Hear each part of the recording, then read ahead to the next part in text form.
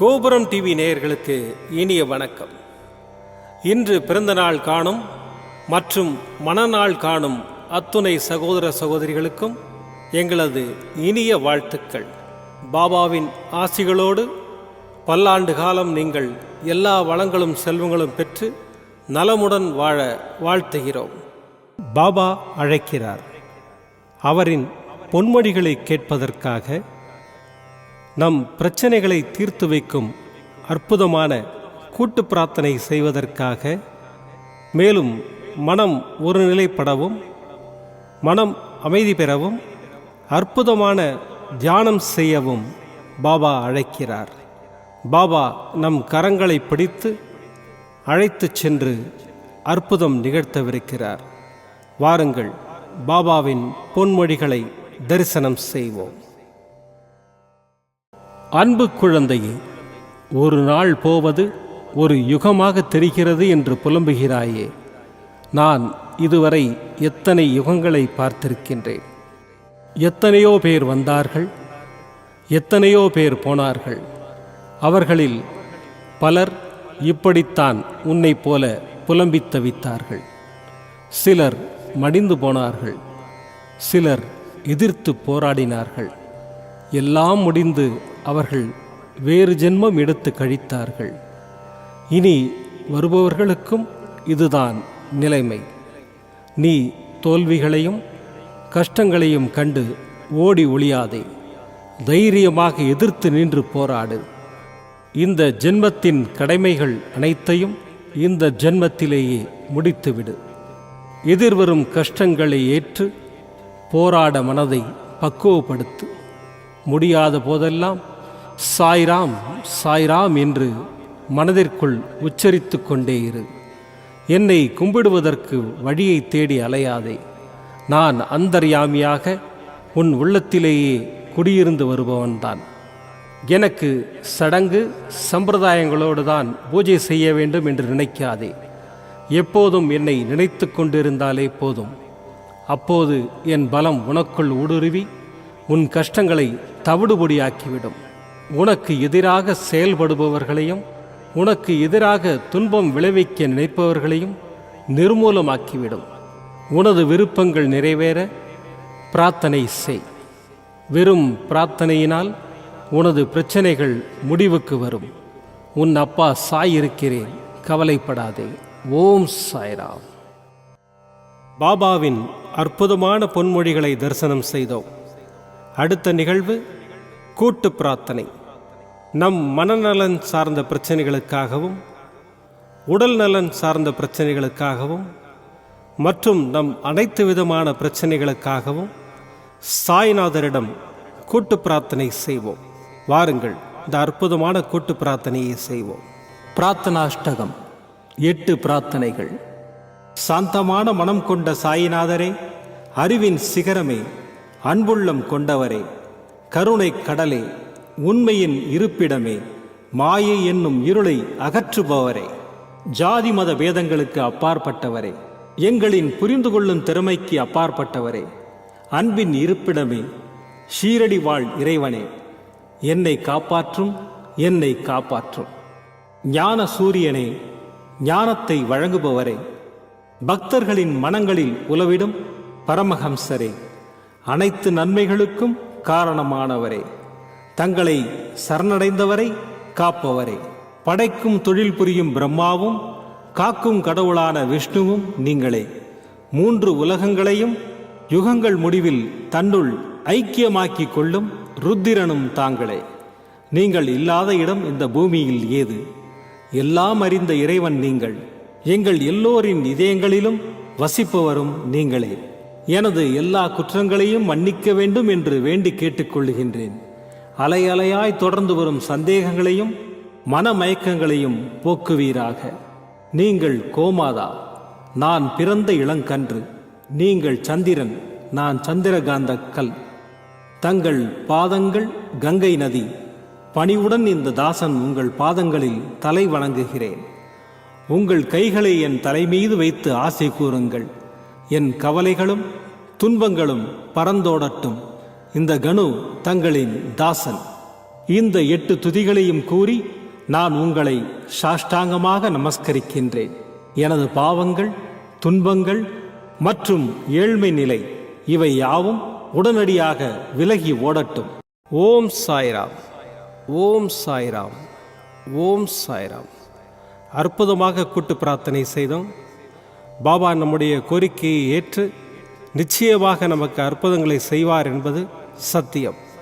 இனி கண்களை மூடி பாபாவை மனதில் நிறுத்தி பாபாவின் அற்புதமான சக்தி வாய்ந்த மந்திரத்தை அனுபவிப்போம். தசரத புத்ராய வித்மஹே சீதா வல்லபாய தீமஹி தன்னோ ராம பிரச்சோதயாத். தசரத புத்ராய வித்மஹே சீதா வல்லபாய தீமஹி தன்னோ ராம பிரச்சோதயாத். தசரத புத்ராய வித்மஹே சீதா வல்லபாய தீமஹி தன்னோ ராம பிரச்சோதயாத். தசரத புத்ராய வித்மஹே சீதா வல்லபாய தீமஹி தன்னோ ராம பிரச்சோதயாத். தசரத புத்ராய வித்மஹே சீதா வல்லபாய தீமஹி தன்னோ ராம பிரச்சோதயாத். தசரத புத்ராய வித்மஹே சீதா வல்லபாய தீமஹி தன்னோ ராம பிரச்சோதயாத். தசரத புத்ராய வித்மஹே சீதா வல்லபாய தீமஹி தன்னோ ராம பிரச்சோதயாத். தசரத புத்ராய வித்மஹே சீதா வல்லபாய தீமஹி தன்னோ ராம பிரச்சோதயாத். தசரத புத்ராய வித்மஹே சீதா வல்லபாய தீமஹி தன்னோ ராம பிரச்சோதயாத். தசரத புத்ராய வித்மஹே சீதா வல்லபாய தீமஹி தன்னோ ராம பிரச்சோதயாத். தசரத புத்ராய வித்மஹே சீதா வல்லபாய தீமஹி தன்னோ ராம பிரச்சோதயாத். தசரத புத்ராய வித்மஹே சீதா வல்லபாய தீமஹி தன்னோ ராம பிரச்சோதயாத். தசரத புத்ராய வித்மஹே சீதா வல்லபாய தீமஹி தன்னோ ராம பிரச்சோதயாத். தசரத புத்ராய வித்மஹே சீதா வல்லபாய தீமஹி தன்னோ ராம பிரச்சோதயாத். தசரத புத்ராய வித்மஹே सीतावल्लभाय धीमहि तन्नो रामः प्रचोदयात्। दशरथपुत्राय विद्महे सीतावल्लभाय धीमहि तन्नो रामः प्रचोदयात्। दशरथपुत्राय विद्महे सीतावल्लभाय धीमहि तन्नो रामः प्रचोदयात्। दशरथपुत्राय विद्महे सीतावल्लभाय धीमहि तन्नो रामः प्रचोदयात्। दशरथपुत्राय विद्महे सीतावल्लभाय धीमहि तन्नो रामः प्रचोदयात्। दशरथपुत्राय विद्महे सीतावल्लभाय धीमहि तन्नो रामः प्रचोदयात्। दशरथपुत्राय विद्महे सीतावल्लभाय धीमहि तन्नो रामः प्रचोदयात्। दशरथपुत्राय विद्महे सीतावल्लभाय धीमहि तन्नो रामः प्रचोदयात्। दशरथपुत्राय विद्महे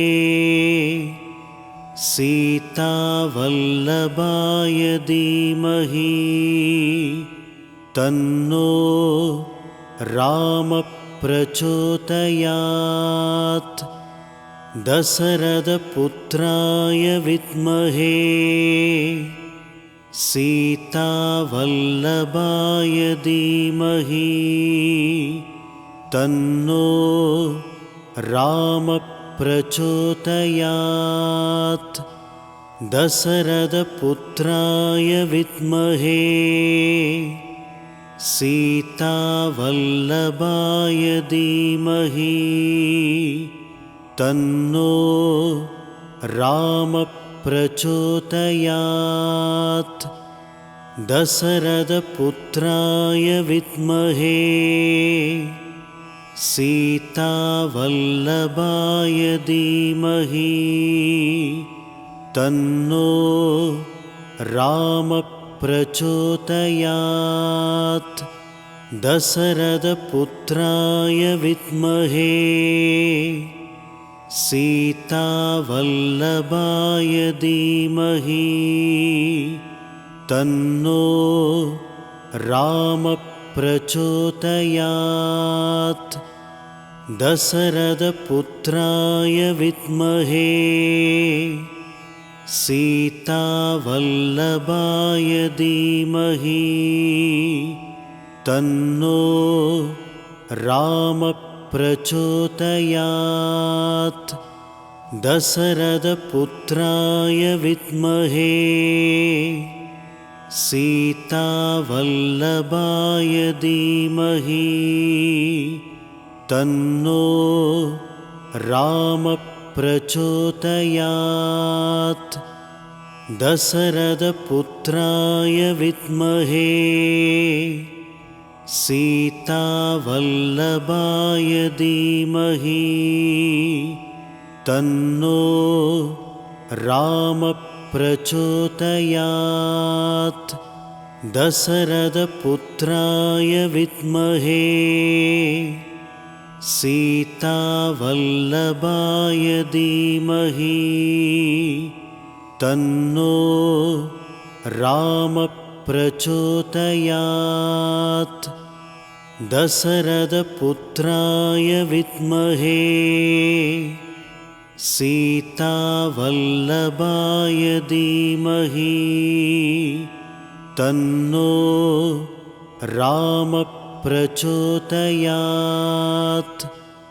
दशरथपुत्राय विद्महे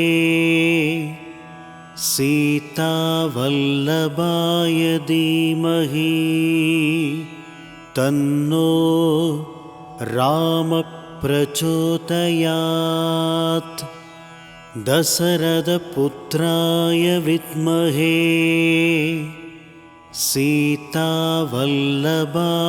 धीमहि तन्नो रामः प्रचोदयात्.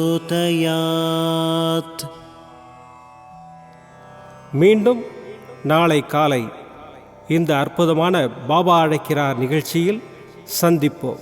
நன்றி, வணக்கம். விதமான பக்தி நிகழ்ச்சிகளை உங்களுக்காக தந்து கொண்டிருக்கிறது உங்கள் கோபுரம் டிவி.